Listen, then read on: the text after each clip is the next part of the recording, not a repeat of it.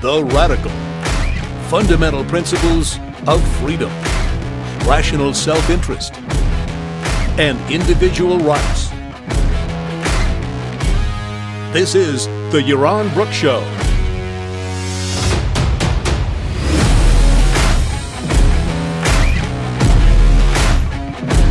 All right, I'm back. I'm back with the full musical effect. That means I'm back in Puerto Rico. So back home in Puerto Rico for the next, forever, for a long time, I guess. Other than my various travels, this is where I am. So I'm excited about it. We'll be doing more shows as a consequence. I'll be traveling quite a bit less in the months to come. So a lot more opportunities for shows. So I'm looking forward to that. Today we're going to do, it should be an interesting show. I hope you like it. It's going to be a little different. I'm going to say a few things about politics to start off the show, and then we're going to get away from politics at least for a little while and talk about opera, or at least one particular opera. Anyway, and what that opera has to say about, ethics, morality, feminism, and capitalism. That's going to be weird. Okay, connecting all that is going to be a challenge, but we're going to try to do that. Before that, I have to comment on, I guess, the news of the day, which is impeachment. Donald Trump, it looks like the House is going to move forward with trying to impeach Donald Trump, which should be interesting. And so I don't have much to say. I mean, it's such a disaster. It's such a mess, the whole thing. I mean, if Bill Clinton could have been impeached for what he did in the White House, I guess Trump could be impeached for this. I mean, I would impeach Trump months ago. Of course, I would have never had him elected president. And would it, I think there are 1,000 reasons to impeach. I think meeting and calling the murderous dictator of North Korea your best buddy and exchanging love songs is grounds for impeachment. So, I have nothing against trying to impeach Donald Trump. I think, go for it. I think this particular issue is an interesting one, and I'm going to talk a little bit about this, and then I'm going to go on to more interesting stuff, because this politics stuff is really sickening me. And that is that corruption is so institutionalized now in the world in which we live. I mean, it's just all around us. All these politicians are corrupt. The corruption is just ingrained in the system. You go into politics and you come out wealthy. And I just heard about Nikki Haley. I mean, I like Nikki Haley. She's nice. And her, she's not bad in terms of ideas and so on. Of all the people out there, she's one of the ones that I would, most tolerate, I think, given what I know about her. And Nikki Haley, you know how much Nikki Haley charges for a speech? Like to give a talk? Like I give a talk, I get, I don't know, $5,000 if I'm, if it's a group that is willing to spend some money, maybe I get $10,000. You know how much Nikki Haley gets for a speech now that she's left the UN? She gets between $75,000 to $150,000. Now, why? Well, for a couple of reasons. One, we live in a world enamored by politics, and politicians are heroes, and politicians are the most interesting people in the world. They're not, but we're enamored with politics, and we're willing to pay up for that. But it's in a sick way, because what is politics? Politics is force. Politics is the imposition of force on all of us.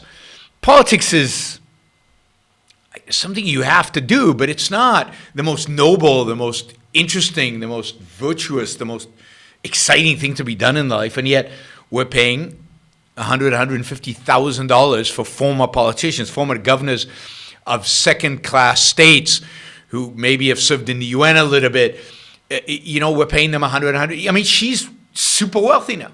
Now, all of these politicians become super wealthy. They do nothing. They produce nothing. They create nothing. They build nothing. And yet they're all gazillionaires. I mean, look at, well, we'll get to Biden in a minute, but look at all of them. There's not a single one of these politicians who has not made a fortune off of politics. Now there's something very, very wrong about that. So the first is, the reason she gets a lot of money is because politics is hot and everybody wants to talk about politics. But the more important reason she gets a lot of money is because, if I invite her to come and speak in front of my company and pay her $150,000, she's going to remember me. And when she becomes a senator, when she runs for Congress, or when she becomes, maybe, potentially, there's a probability Nikki Haley becomes president, I will come calling. She will take my call because I paid $100,000. I basically bribed her. Why did Hillary Clinton get $250,000 to speak at Goldman Sachs? Because Goldman figured there was a good probability she'd become president, and now they had a direct channel into her. It's pure corruption. All these regulators go and work for the government, and then they work for the companies, and then they maybe work back for the government, and they work for the companies, and every time they go back to the companies, they know more about the regulated industry, and they're worth more to these companies, and it's all back and forth corruption. So, does this stuff about Biden's son surprise me? Well, of course not.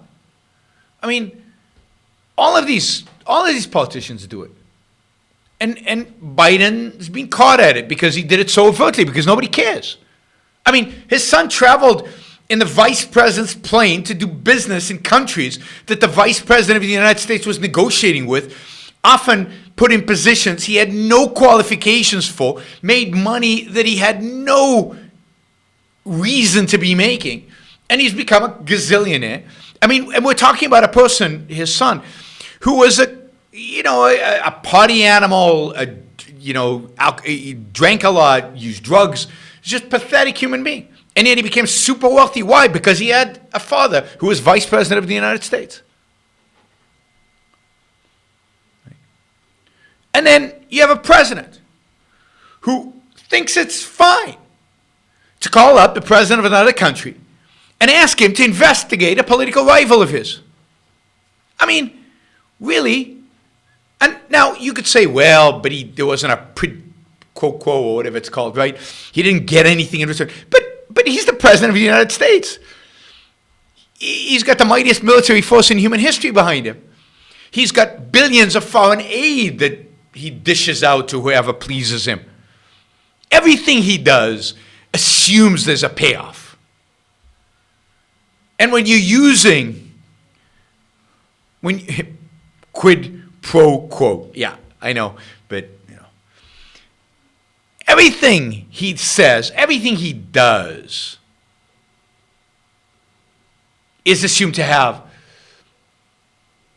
a payout behind it. So, of course he's corrupt. Of course he's worth impeaching. But they all are. Like, who's better? The woman who lied on her resume about her American Indian heritage in order to get a position in Harvard. The guy who takes his son around the world. I mean, they're all crooks. They're all corrupt. I mean, I'm sorry to be so cynical about our politicians, but they really are. And the system necessitates that. The system makes it so easy. The system encourages exactly that.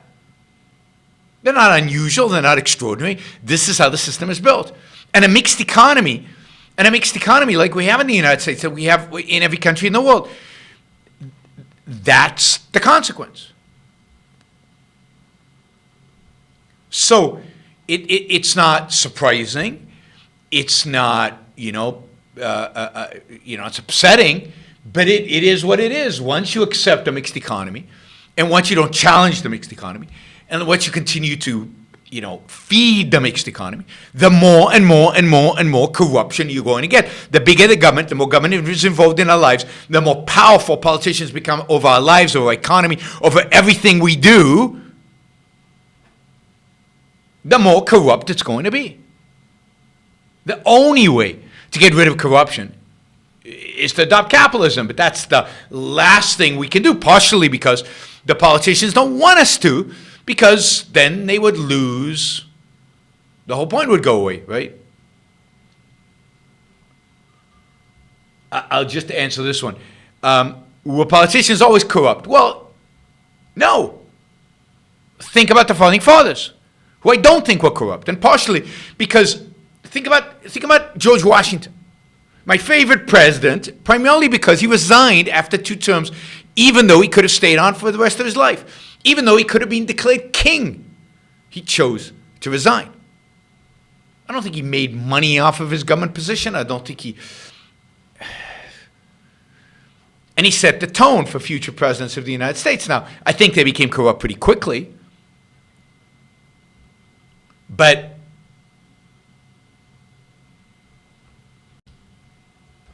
I think corruption was significantly lower in the beginning of the United States and has increased slowly as the power of politicians has increased significantly. Now, I know I'm going to get a flood now of Super Chat questions about this. I really don't want to talk about it. I'll talk about it more tomorrow, all right? Tomorrow we'll do some stuff on the news. I really want to talk about this opera and about Manon, because I think it was so fast. It's such a fascinating story, and it shows us so much about history, and it's really interesting. So I'll get to these questions at the end. I'll return to this topic in the end, I guess, because I really don't want. I just wanted to let loose on that and how corrupt everybody is, and how ridiculous this whole farce is in Washington, D.C., and how absurd it is for Republicans to be defending Donald Trump. The whole thing is just one big farce. They're all corrupt.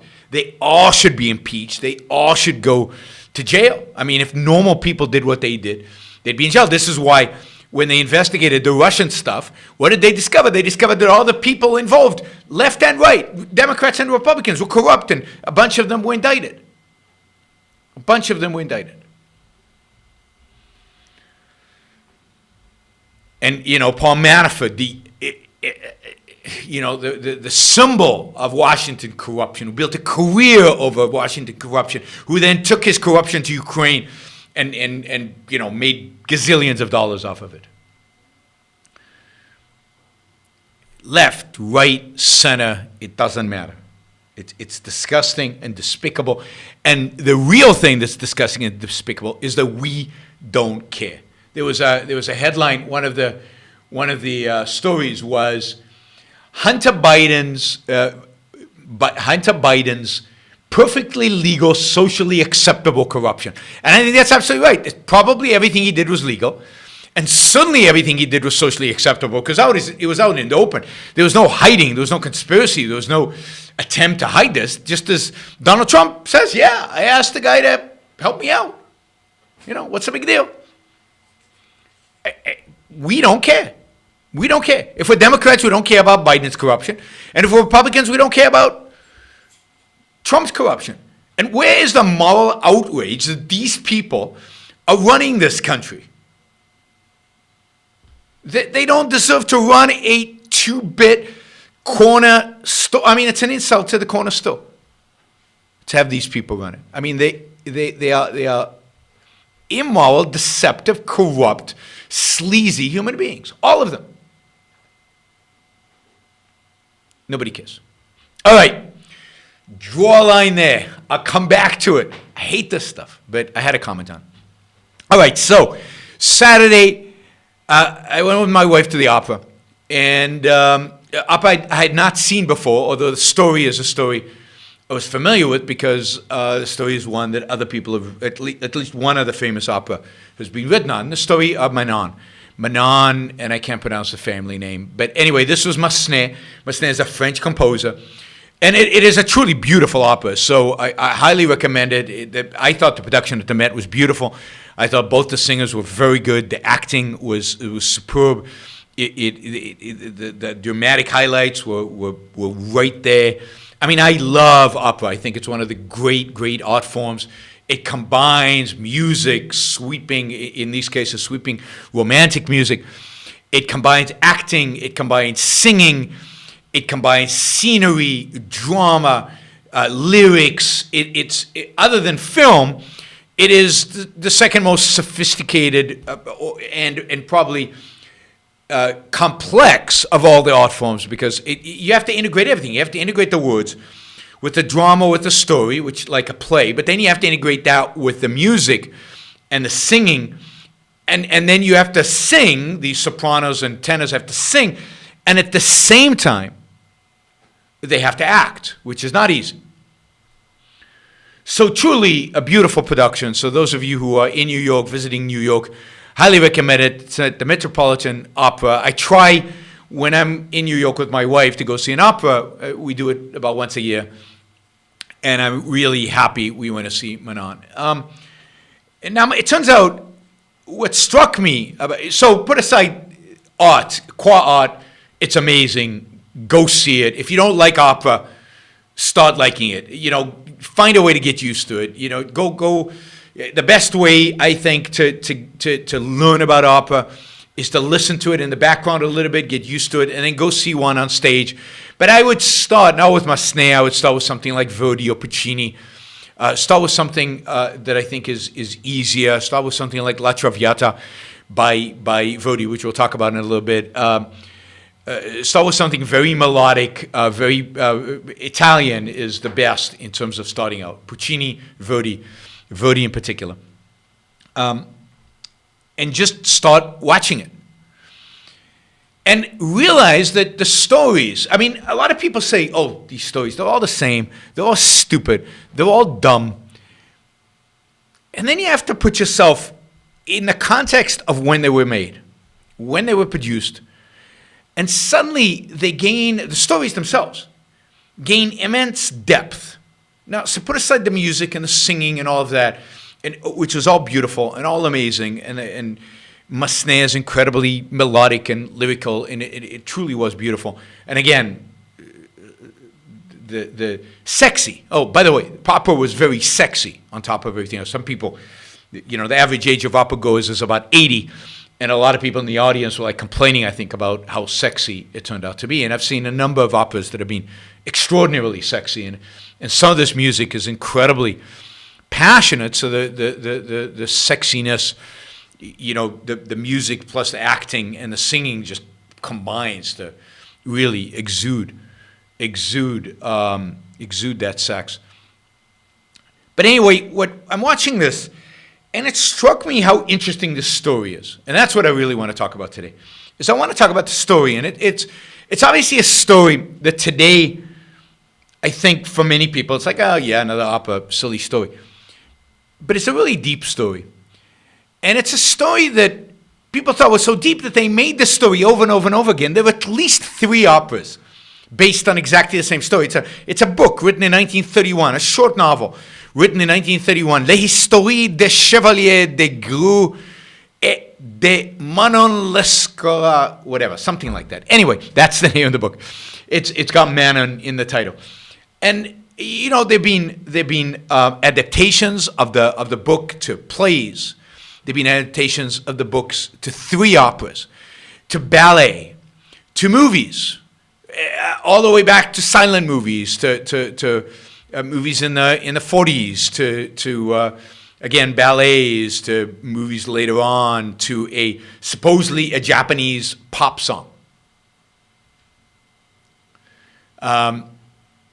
So a story with a huge amount of impact, although I think in modern times, at least superficially less relevant but interesting. But I think the story tells us a lot. It tells us about morality. It tells us about the absence of morality and what happens when there's an absence of morality, or where the prevalent morality is so corrupt and so bad that the only alternative, in a sense, is an absence of morality to the corrupt, bad morality. It tells us about the role of women in history, which I think is interesting, particularly given that I've talked periodically about women, sex, about, men going their own way and incels and all of that. And the feminist movement. So it tells us a little bit about the historical background of the way women were treated and the way women perceived themselves 150 years ago, which I think is important if you want to understand the feminist movement, particularly in its origins. And then I was thinking, as I'm watching the opera, of the role of capitalism in all this, and did capitalism have any role and in changes in people's perception of women, but also in women's perception of themselves, and ultimately in sexual and sexual morality and morality more generally. And all of that is in this opera. All of that is in this story. And it's fascinating when you take that perspective on it. And as I'm watching the thing, I thought, I should do a show on this.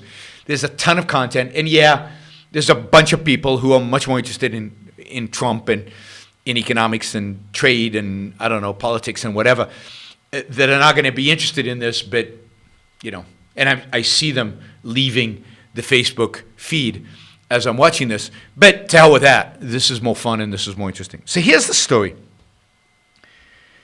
It basically starts out with and notice also the time, right? It's about a 16-year-old girl.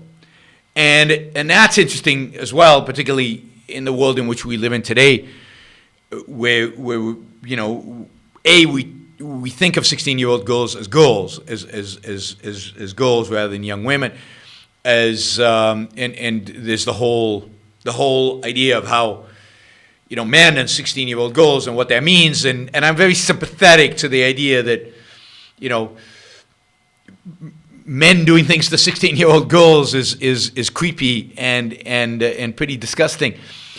But, you know, this is historic, and in the story, it's a 16-year-old girl, and she is sent.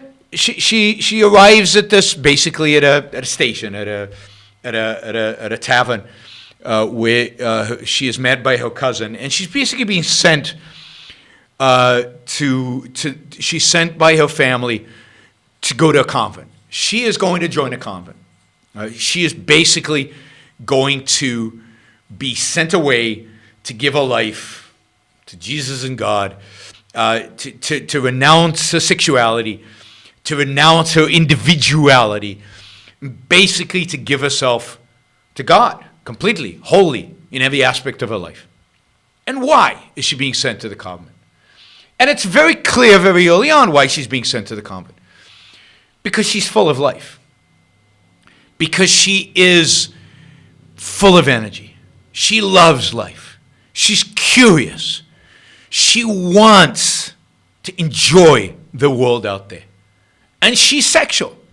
She exudes it. She's beautiful, according to the actress playing it was beautiful, but also according to all the characters on the set. Everybody is falling in love with her because of how beautiful she is. But she's running around, she's looking, she's exploring, she can't sit still. She's full of life. You know, give us some Redlin or something, calm her down. That's what they do today, right? But in those days, if you were full of life, you were a woman, you were full of life, you were curious, you wanted to explore, and you had a certain sexual energy to you, what were you going to do? What outlet did you have? Where could you go? What profession could you engage in? None. You married who your parents told you to marry. And if you weren't a virgin, then the quality of the people who were going to marry you declined dramatically. If you wanted wealth, the only avenue to wealth was through a husband. If you wanted an interesting life, the only avenue to an interesting life was through a husband. And then it would depend what kind of husband you got. Would he let you have an interesting life? Would he invite you to participate in his activities? Now, the book was written in 1731 at the beginning of the Enlightenment. The opera is set in the late 18th century, although the production we saw sets it in the late 19th century. I think all of these periods are interesting because they're all periods of awakening. The periods of awakening about the individual, about women, in some sense about sex, but about individualism and about money, pleasure, time, culture. Before this time, there was no pleasure, culture. You slaved away in the farm. Finally, there's the beginnings of a middle class, the beginnings of people who can earn enough money to have parties, earn enough money to live relatively well, to enjoy life, But if you are born to a relatively strict family, if you're born to a normal family in those times, then this idea of pleasure, this idea of enjoyment, this idea of sex, this idea of curiosity, this idea of ambition, particularly for a woman, that's bad. That can't be.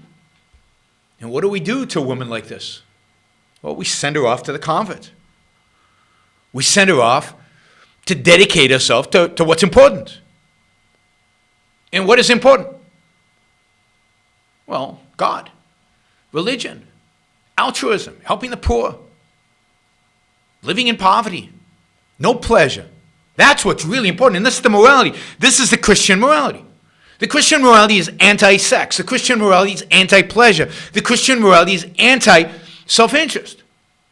The Christian morality is about giving it all up, and living for the sake of God, Jesus, the poor, sacrifice. Wearing simple clothes, denying your sexuality, denying your beauty. We're talking about a beautiful 16-year-old.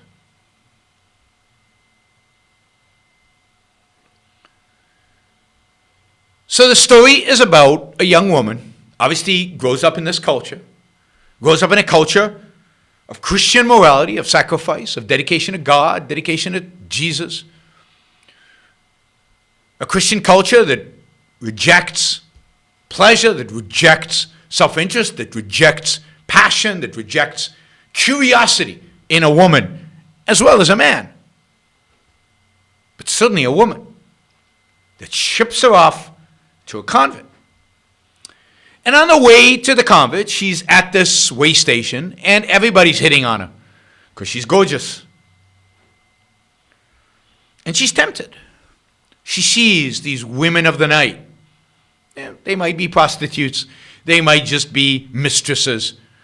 But they are beautiful women, dressed beautifully, drinking, dancing, having seemingly what looks like a good time. And she sings, I want pleasure. I want pleasure. Pleasure's a good thing. Why shouldn't she want pleasure?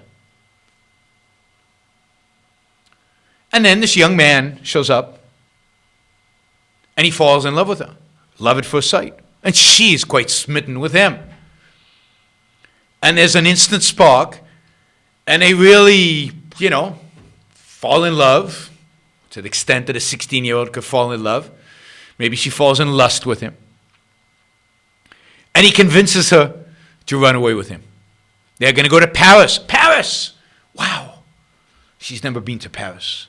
Paris is an amazing place, a beautiful place, a cultured place. A place where all your dreams can come true. But she's a woman. What dreams can she have? She's a woman. What profession could she ever have? She's a woman. What wealth could she ever accumulate? So she goes with him. And that's kind of the end of the first act. She goes with him. But she's tempted. As she leaves with him, she's looking at the women in the tavern, having a good time, drinking and dancing, swapping, switching between the different men. And she's thinking, love? Commitment to this guy? Or this? Why? Why can't I have pleasure? Why can't I have fun? Why can't I have those jewels? So, next scene, she's living with the guy in Paris. And, of course, they're having a great time. But it turns out she's still sneaking looks at those beautiful women. And she's being approached by other men. Men who've promised her money. Men who've promised her jewels. Men who've promised her a fun life. Because the guy she's with, he's a student. We think he's a student. He's relatively poor. He's okay. His family's got money. But his family's not going to approve of her. She's a 16-year-old girl he just picked up. She doesn't come from necessarily a great family. And they've already had sex. So she's not a virgin.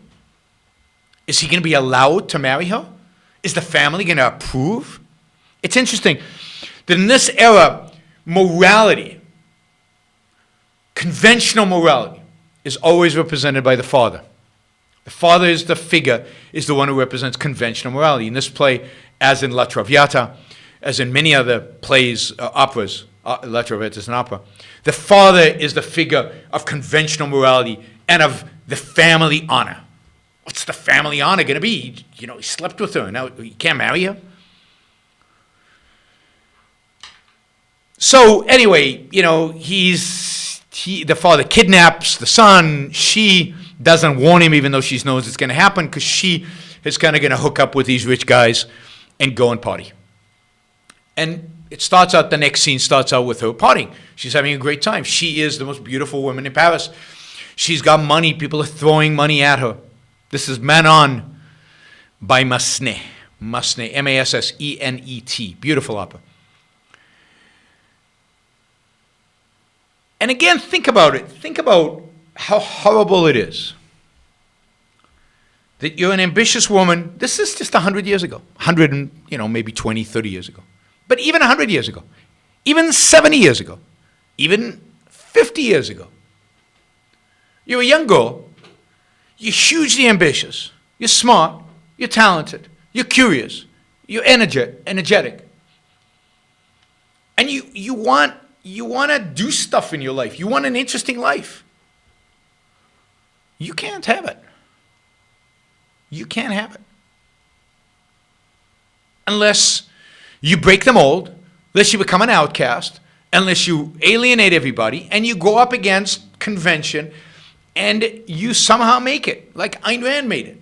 Now, part of why Ayn Rand could make it is because she was a genius. And because she could write novels, which didn't depend on a business, people hiring you. But it was tough. And that's 70, 80 years ago. We're talking about 100, 120 years ago. I mean, I couldn't imagine what it would have been like to be a woman back then. You're completely oppressed and suppressed and pulled down. And when you see these women having fun, so they're mistresses, they're, some, you would argue, prostitutes. But how can you blame a woman for doing that if it's the only way for her to escape? To escape the kind of world in which she's stuck, where she has to do what she's told, where she has to follow orders, where she does what her husband tells us to do. Manon is a femme fatale. All these men fall in love with her. All of them cannot resist her, cannot resist her sexuality. Anyway, she is now, of course, having a good time, partying. And her former lover, the man who is in love with her, has, of course, found out about this. He has renounced life, and notice what he has done. He has dedicated himself to God. He is becoming a priest. Morality, the ideal of morality, is the dedication of yourself to God, giving up everything else.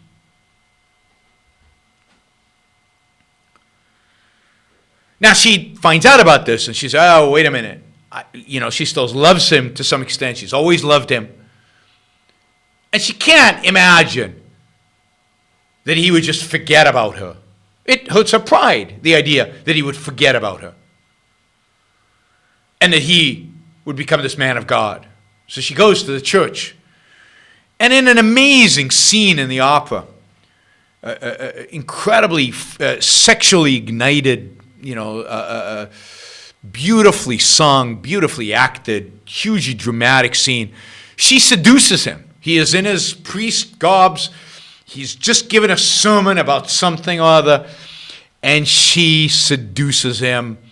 And by the end of it, they're having sex in the church. It's wonderful. It's truly fantastic. It's dramatic. It's lyrical again, melodic, and just so powerful. And this contrast: church, duty, sacrifice versus sex.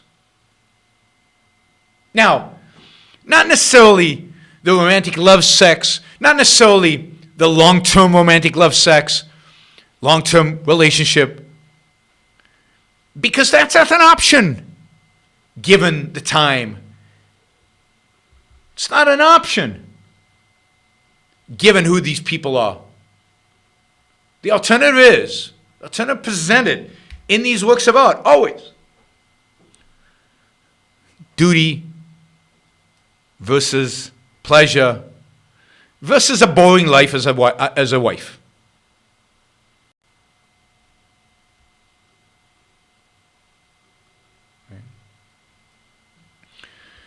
So it's a beautiful scene. Anyway, they get back together again.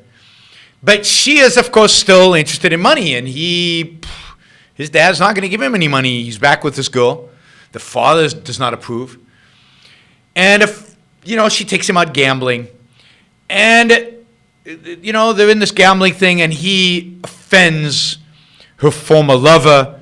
The former, not so much lover, her former, what do you call it? The guy who paid her for all the stuff. And this guy's very politically powerful, so he gets the police, and she's arrested and thrown in jail for being a woman of the night. Her life is crushed. And the final scene is she is basically in prison. He wants to save her. He can't. She dies in his arms, him trying to save her. Him still trying, yearning for that love, for that relationship, and what does she sing? She basically talks about all the mistakes she's made, all the horrible decisions she's made. And if only she had just settled. If only she had just settled. And that's the choice women had, to settle. And it's considered a morality play. There's a moral message, and the moral message is don't pursue pleasure. Pleasure will lead to disaster. Now, there's an element of truth there, if it's short-term pleasure, if it's frivolous. And of course, she couldn't have a relationship with the guy because his family would never let it. So what was her alternative? What is the true alternative for her? Become a nun. There's nothing else.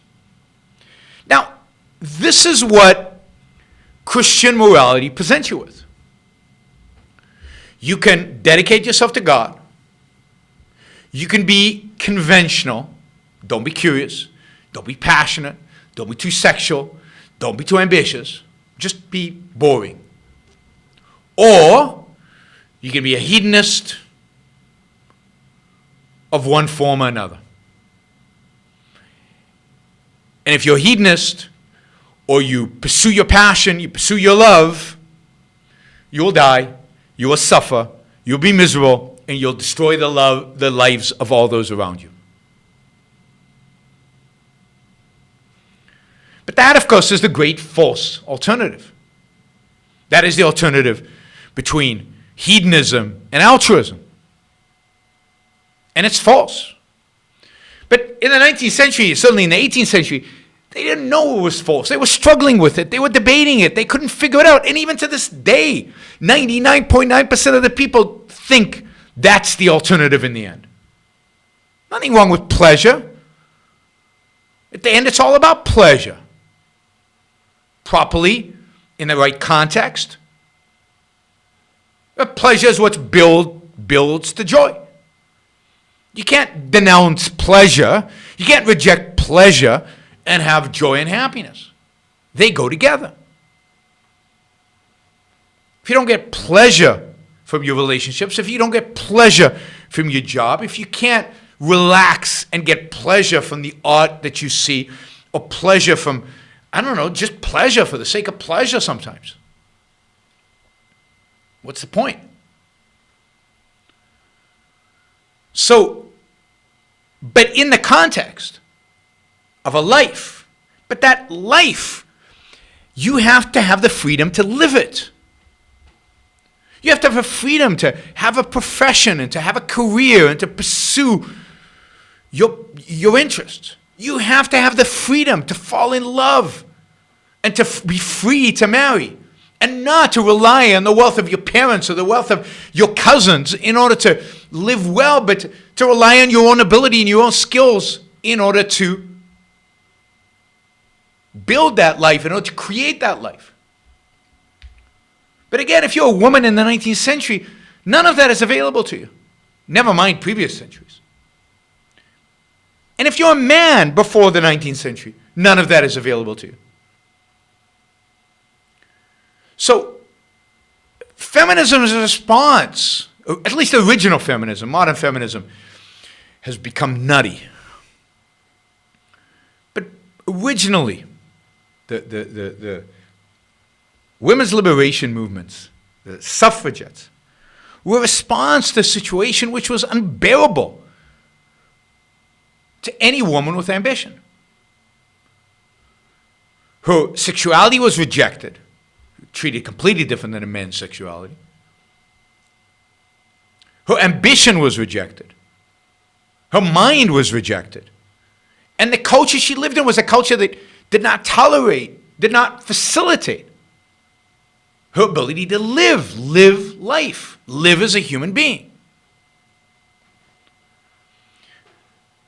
So the origins of feminism, women's liberation, are this really oppressive world. Really oppressive world. Now, what leads to the mitigation of this oppression? What leads to it is capitalism. Capitalism, for the first time in human history, allows people to accumulate wealth based on merit, based on the use of their own mind,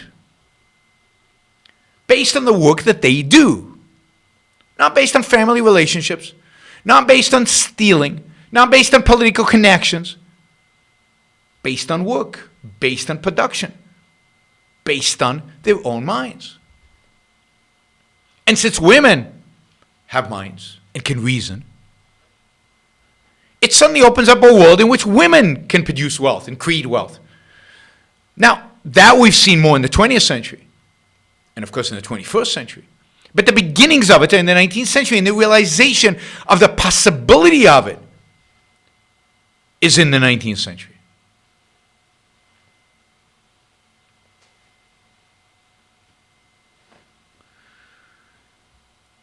And it opened suddenly with the Enlightenment, with the recognition of reason as man's means of survival, of reason as man's means of attaining knowledge.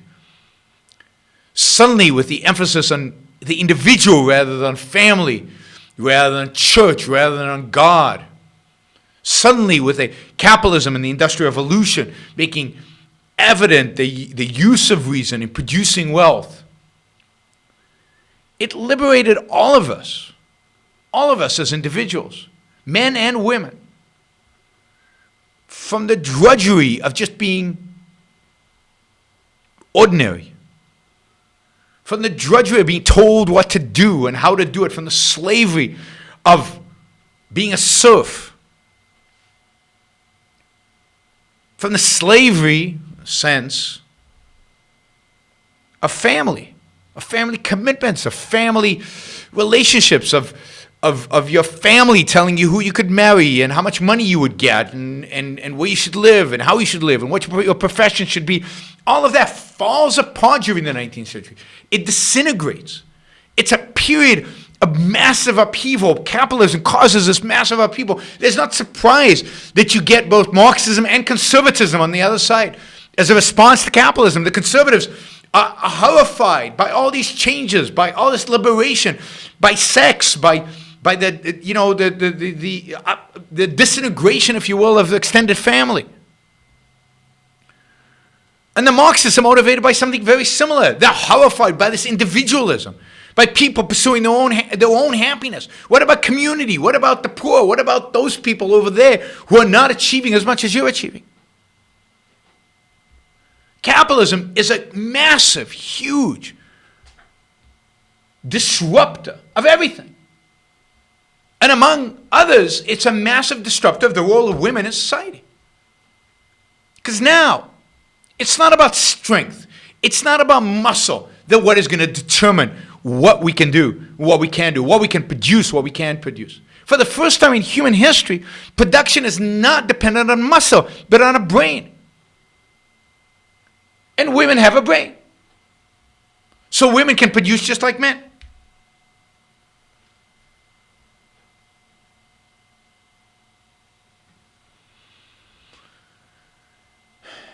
So, the beauty of capitalism, the amazing revolution that capitalism created, it is so tragic. It is so sad. It is so despicable that we don't learn that we don't know that. We know lots about socialism. We know lots about labor movements. We know lots about all these things that supposedly brought good things to the world. But what brought good into the world in the last 250 years is capitalism. What liberated the slaves, what liberated women, and what liberated all of us as individuals to live in the kind of quality of life we have, live with the kind of freedom that we have, live with the kind of ability to go to opera that we have. That's a product of capitalism. Nobody knows it. Nobody seems to care about it. Nobody is defending it. They defend it using economics. But that's not the beauty of it. The beauty is the culture. The beauty is the freedom. The beauty is women's liberation. The ability of women to pursue careers. Free of family, free of society, free of authority telling them what they can and cannot do. Go do what you can do. Fail, succeed, up to you.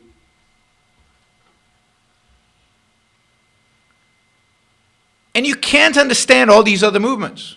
Again, conservatives, socialists, fascists, communists, without understanding how revolutionary capitalism was, how disruptive to the status quo capitalism is, how disruptive to everything that people understood about the world before capitalism was, including the role of women. Today, a young Manon would not have to face the kind of choices she faces. Nobody sends their daughters off to convents anymore, thank God. Nobody denounces, not nobody, I shouldn't say nobody, some people still do, denounces the energy, the passion, the curiosity that a young girl might have, or the sexuality that she might exhibit. What's proper is to teach, to educate on how to channel your curiosity, how to channel your sexuality, how to channel your interests. That's what's appropriate. But nobody ridicules them. Nobody condemns them. Nobody oppresses them. Again, nobody is a massive exaggeration. Being a girl in Iran today, or being a girl brought up by Hasidic Jews in New York, or being a girl in most Islamic cultures around the world, not a pleasant thing. But in the West, it is for the most part gone, or even in some Christian communities. Anyway, it's fascinating to watch opera and these stories, not only for the music, the drama, the beauty, the passion, but also for the historical significance. Art is a mirror on a culture. Art is a mirror on the culture. It tells us huge about what's going on in the culture. And the fact that Manon was so popular in the 19th century, so repeated by many composers and so on, tells us that these are big issues for them. They are struggling with this. They're trying to figure it out. What is the role of women? What's the role of love? What's the role of passion? What's the role of sex? What's the role of the church? How do all these fit together? How do we live? I mean, wow, what a century that was. Really, 2 centuries, from 1700 to 1900, of just people trying to figure all this stuff out.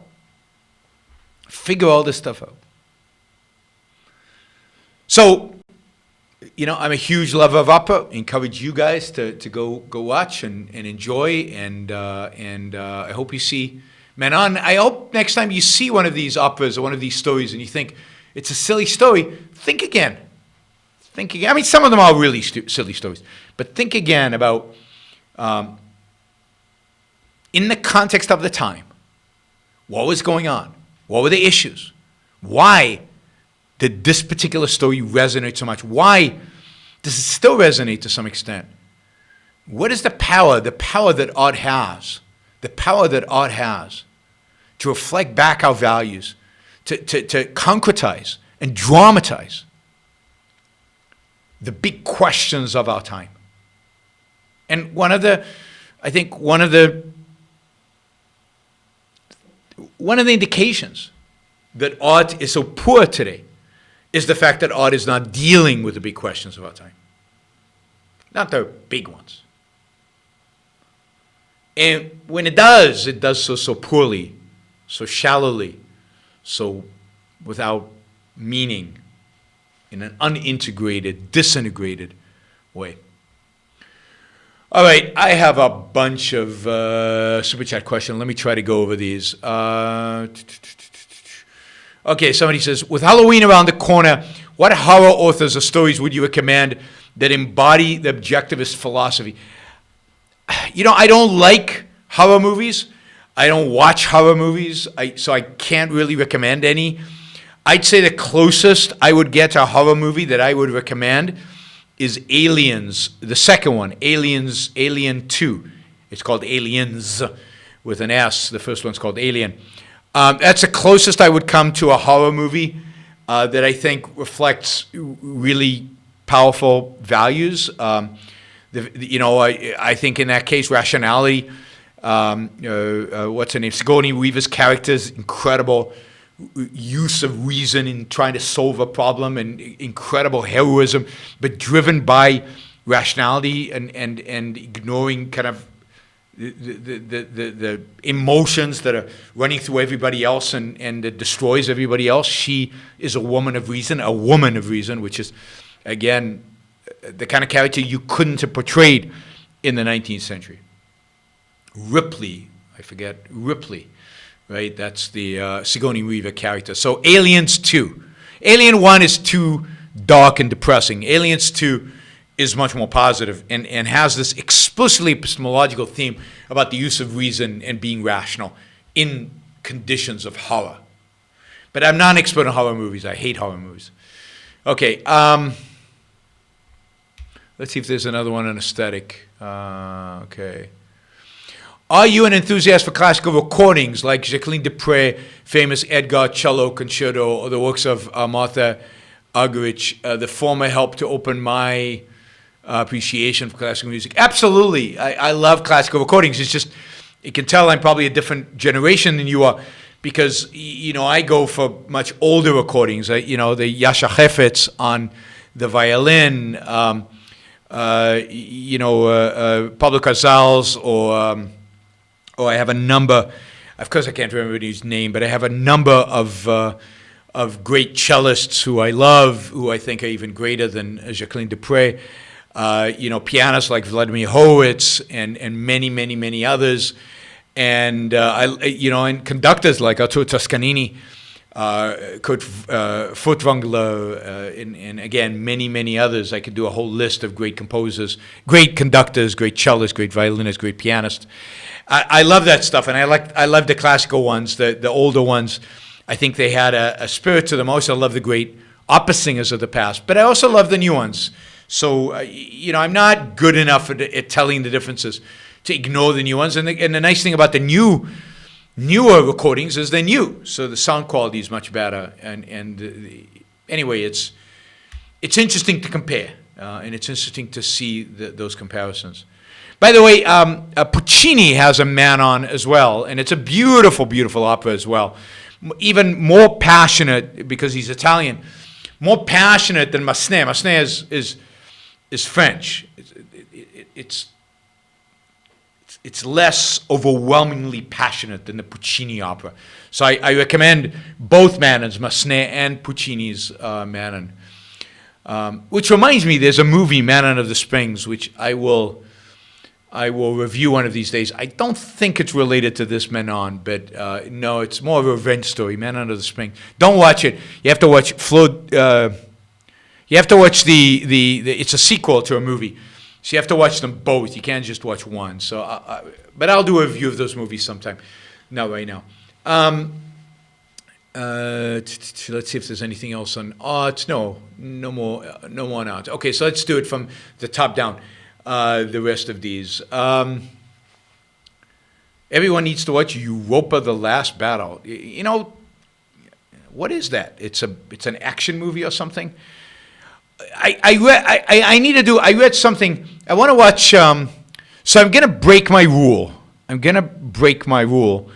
And I'm going to watch a superhero movie, and it's because it's kind of an anti-hero movie. It's the Joker. I'm going to watch the Joker when it comes out, because I think the Joker is probably the ultimate modern movie. I think there'd be a lot to say about the Joker and I'll do a bigger analysis of why I think superhero movies are so bad, and why I think superhero movies are such a reflection of modern culture and such a reflection of the badness of modern culture.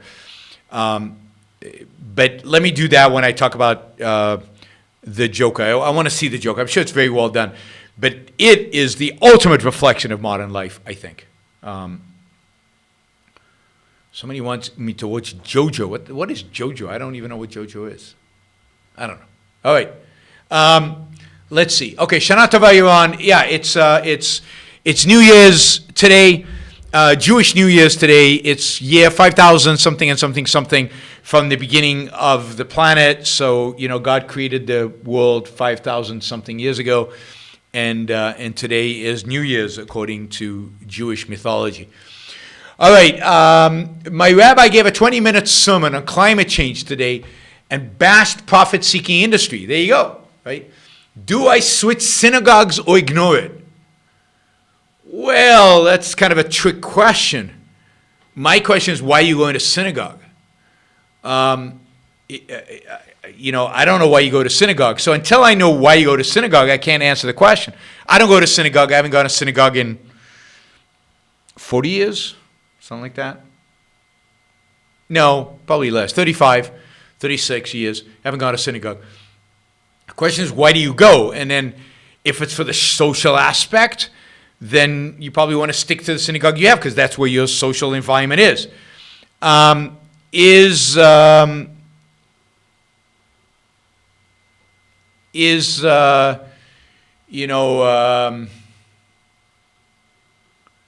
it because of the rabbi? Then you should switch rabbis. So it really depends on why you go. It's because you're a deeply religious Jew, and you need I don't know, you need to communicate with God. Then switch synagogues, because you should be able to communicate with God in any synagogue, the God that doesn't exist, right?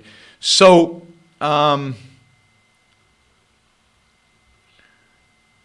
somebody's saying Europa: The Last Battle is Nazi propaganda period. All right, I don't know. I'm not going to get into that because I haven't seen it. Okay, speaking of Ukraine, do you believe it's moral and it's in America's interest to provide them with military aid to the extent we have? No. But I don't believe we should provide anybody with aid, right? I think we should sell them weapons. I think we should provide them with moral support. I think we should provide them with knowledge of how to establish a capitalist country in Ukraine. But I don't believe in foreign aid. Zero, zilch, including, by the way, Israel. I don't believe Israel should get a dime of foreign aid. Right? Sell them weapons. Work together on joint research projects that relate to the military. So in that sense, there might be some American investment in Israel if you're buying military knowledge from it. But I don't believe in any aid. I don't believe in writing checks. I don't believe in welfare domestically. Why would I believe in welfare internationally? Never mind to a relatively rich country like Israel. So I don't believe in any kind of aid to anybody. So now, if you believe Russia is an enemy, then treat Russia as an enemy. If Russia is not an enemy, then why are we using proxies to fight it? This is our whole foreign policy is completely messed up, completely screwed up, right? If they're enemies, declare them and take action against them. Don't send proxy states like Ukraine to fight our battles. And if they're not enemies, then why are we supporting one side against another? Were politicians always corrupt? Oh, I answered this. All right.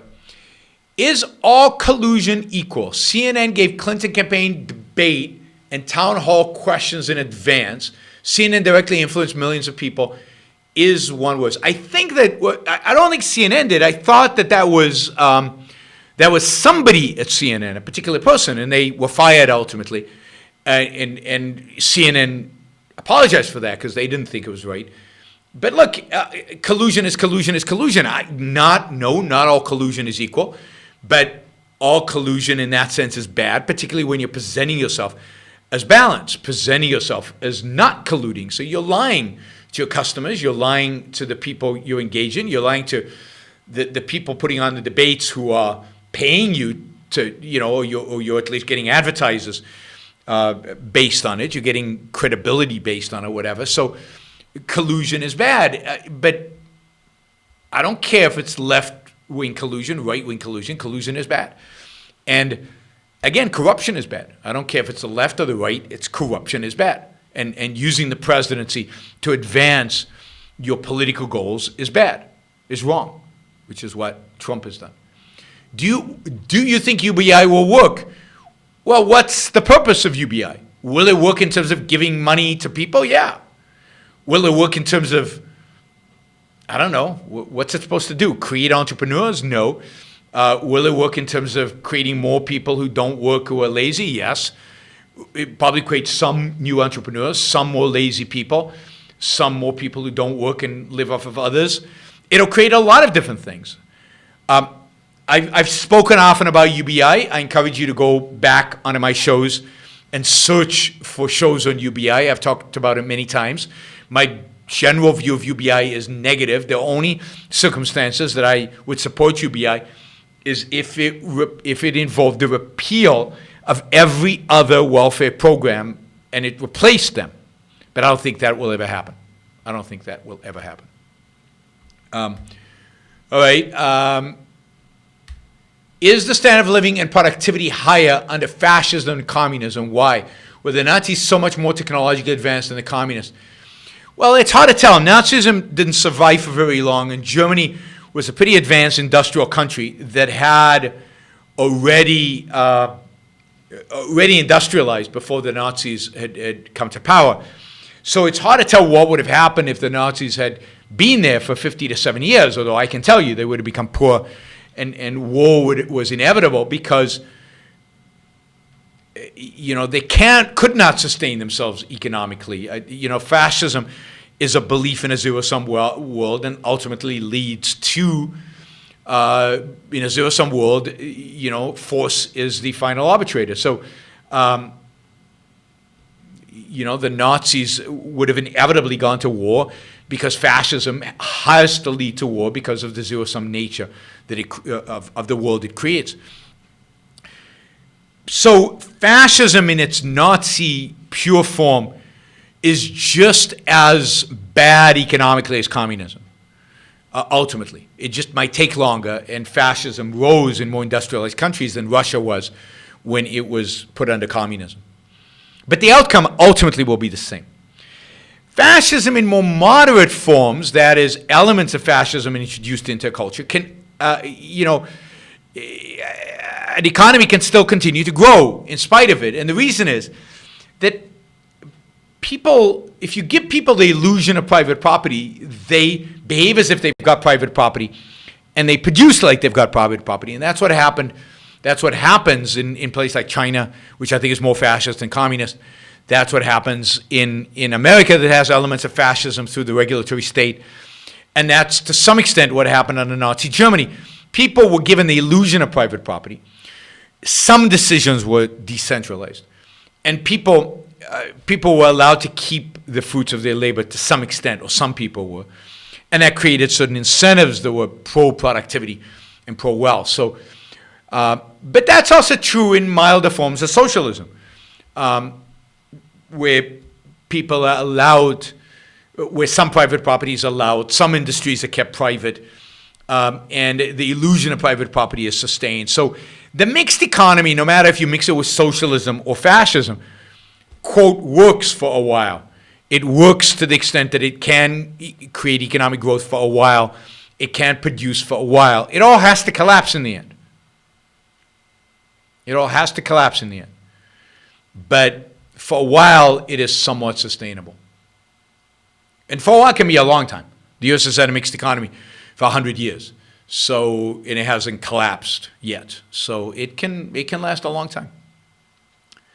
As the right becomes more nationalist and the left becomes more socialist, won't the two eventually merge, creating national socialist dictatorship? What is the objective protocol for defeating such a tyranny? Yeah, I mean, that's what the dim hypothesis says. It's not national socialist in the sense of Nazism, that particular form of national socialism, but it might take a religious form in the United States, a national socialist religionist government, and I think that's where we're heading. And you can see that already in the nationalist conservative movement, which is now really taking shape and really riling up, and it's got strong socialist, fascist elements to it. They talk about industrial policy.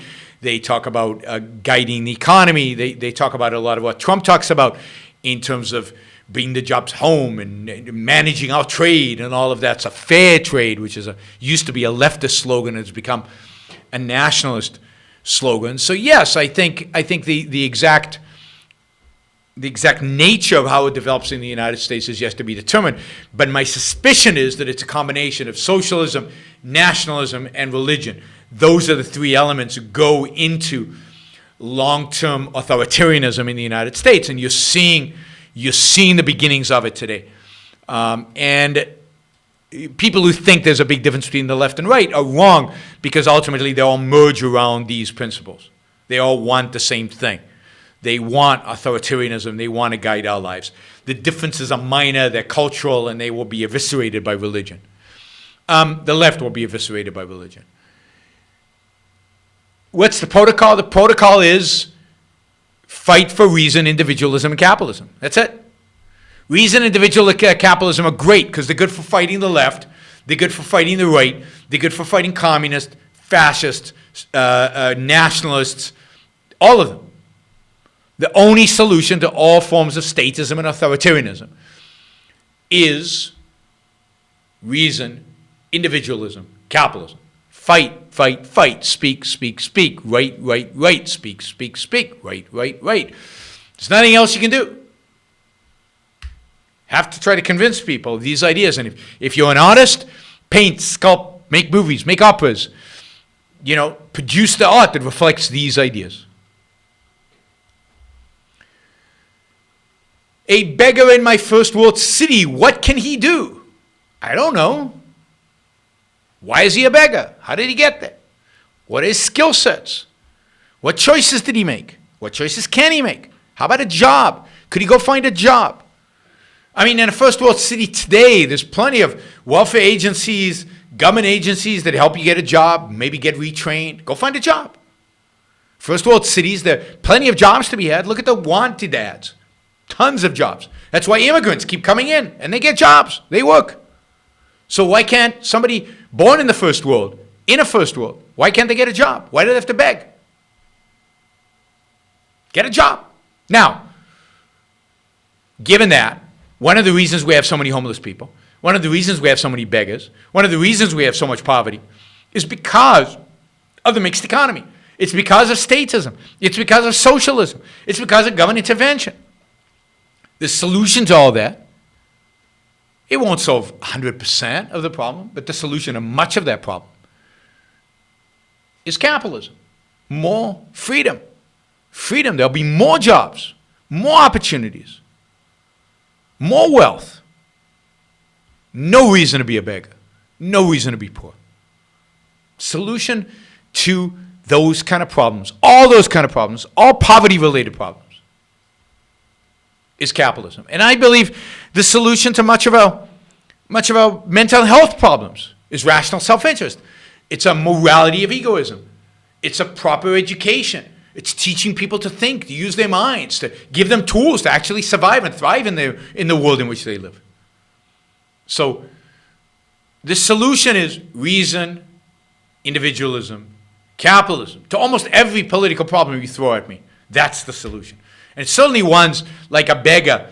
Well, he probably had a lousy education. He's probably taught to be an altruist. He's probably a little schizophrenic or some mental disease that is probably ultimately rooted in the dichotomy of altruism versus actually living, and not knowing how to deal with that, not being able to cope with the contradiction that involves. And the result of that is mental disease. I think a lot of mental disease is a consequence of the contradictions that our culture educates us towards, primarily in morality, more than anyway. And it's the honest people, the people who want to be moral, the people who take morality seriously, the most affected by this, probably the most affected by this. Thoughts on birth rates versus interest rates. Look, in a free market, there is a correlation between an aging population and interest rates. Why? Because as the population ages, they save more. And that's related to birth rates, because there are fewer kids, so the population is aging. As the population, so there's more capital available. The more savings that are available, the lower interest rates are going to be. So as a population ages, everything else held constant, the lower the interest rate will be. And you're seeing that to some extent in Japan, in Europe, and in the United States. Aging populations, lower interest rates. But we don't live in a free market. We live in a world in which the amount of money, interest rates, the amount of savings is all, by the way, as interest rates go down, everybody's incentivized to save less, even older people. They start saving less, right? Which drives interest rates up, because now there's a shortage of capital. So, until it reaches a new equilibrium. You could argue that the fewer young people, the lower demand there is for loans and investments, and that's possible. So interest rates, everything held constant, would probably be lower. But in a free market, there's a calibrating mechanism. Demand for loans on the one side, and savings on the other side. And as demand for loans goes up, interest rates go up, until saving goes up to catch up because there's more interest, so more people are incentivized to save. And as interest rates go up, there's more savings, which drives interest rates down. So there's always an equilibrium interest rate, which things go up and down based on demand for loans and the amount of savings. The problem is that today we have a Federal Reserve. We have a central bank. And that central bank is trying to establish what that interest rate would be, what that equilibrium rate should be. And that central bank is determining the rate in which we borrow and lend, not the marketplace. And it issues money, just prints money and issues it out there. When it thinks the interest rates are too high or the economy's not doing well enough or whatever. So the whole corrective mechanism is completely out of whack.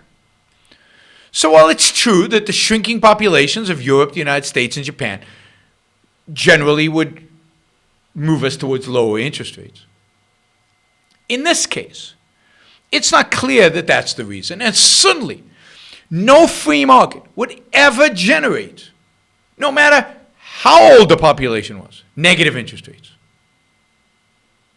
Negative interest rates.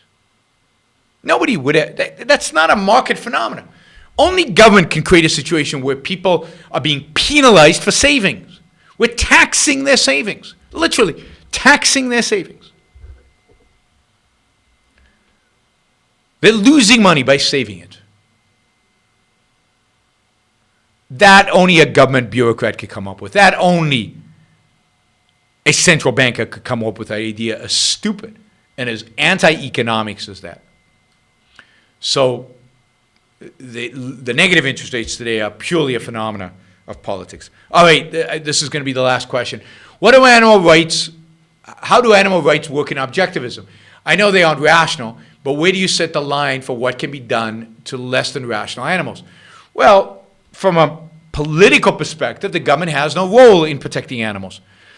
So in terms of rights, they have no rights. Therefore, the government is not involved. From a moral perspective, cruelty to animals, I think, is immoral. Cruelty for the sake of cruelty. And if you know your neighbor beats his dog, then there are, you could not talk to your neighbor. You can denounce your neighbor. You can not sell him stuff in your store. You can ostracize him socially. So I think you have to separate morality from legality here. Government has no role in animals, with animals. But you as an individual, if you think cows are being slaughtered in really cruel ways in order to provide for meat, then don't eat meat that comes from those places that do it cruelly. But that's a moral question, not a political question. So government has zero interest in animals from a political perspective, and you as an individual have a moral interest as an individual. All right, that's it for today. Hope you enjoyed the show. I hope you go see some opera. Tomorrow, I think I'm going to talk about WeWorks. I don't know if you guys know about WeWorks. WeWorks, this company that was supposed to go public and is now maybe facing bankruptcy. One of the stories that was supposed to be one of the great success stories of Silicon Valley is now blowing up in their face. We'll talk about WeWorks. I think it's a fascinating story, and it, I think, tells us a lot about the culture in which we're in. And we'll take continue to take your super chat questions. So probably see you tomorrow, same time, same place. And have a great night. Bye, everybody.